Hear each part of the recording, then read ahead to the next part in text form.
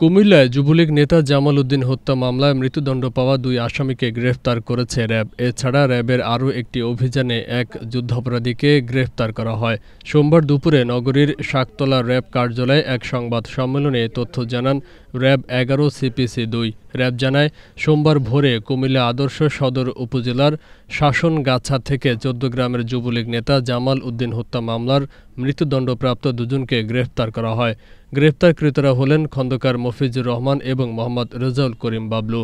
অন্য আরও একটি অভিযানে সদর দক্ষিণ এলাকা থেকে আন্তর্জাতিক অপরাধ ট্রাইব্যুনাল ১ এর গ্রেপ্তারি পরোয়ানাভুক্ত পলাতক আসামি মোহাম্মদ আবু বকর সিদ্দিককে গ্রেফতার করা হয়।